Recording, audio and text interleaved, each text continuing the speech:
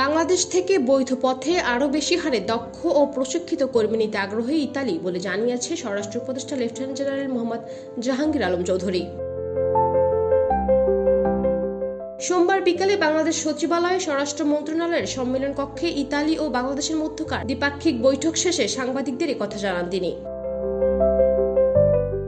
বৈঠকে উপদেষ্টা বলেন, ইতালির পক্ষ থেকে বলা হয়েছে বাংলাদেশের শ্রমিকরা খুব পরিশ্রমী ও দেশটির অর্থনীতিতে গুরুত্বপূর্ণ অবদান রাখছে। দেশটি নতুন করে বৈধ পথে বাংলাদেশ থেকে দক্ষ কর্মী নিতে আগ্রহী। তবে অন্য দেশের ভিসা নিয়ে সাগর পাড়ি দিয়ে ইতালিতে যাওয়ার প্রবণতাকে তারা সম্পূর্ণরূপে নিরুৎসাহিত করেছে। তিনি বলেন, ইতালি অবৈধ অভিবাসন ও মানব পাচার প্রতিরোধে বাংলাদেশের সহযোগিতা চেয়েছে ও ঘনিষ্ঠভাবে কাজ করবে বলে জানিয়েছে। বাংলাদেশ থেকে ইতোমধ্যে যে সকল বাংলাদেশী অবৈধভাবে ইতালিতে গমন করেছেন তাদেরকে যেন উপযুক্ত প্রক্রিয়ায় বৈধতা দেওয়া হয় উল্লেখ করে স্বরাষ্ট্র উপদেষ্টা বলেন, সে বিষয়েও ইতালিকে অনুরোধ করা হয়েছে। লেফটেন্যান্ট জেনারেল মোহাম্মদ জাহাঙ্গীর আলম চৌধুরী বলেন, ইতালির পুলিশ মাফিয়া চক্রসহ সংগঠিত ও সংঘবদ্ধ অপরাধ দমনে পারদর্শী।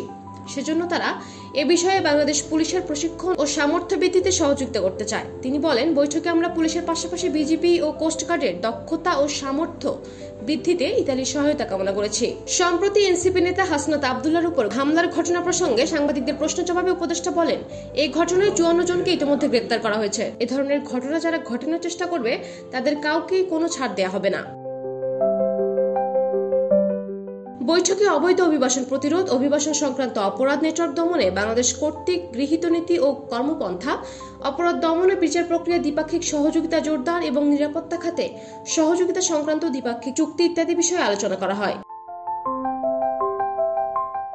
এর আগে ইতালির স্বরাষ্ট্রমন্ত্রী সচিবালয়ে পৌঁছালে বাংলাদেশের স্বরাষ্ট্র মন্ত্রণালয়ের পক্ষ থেকে তাকে গার্ড অব অনার প্রদান করা হয়।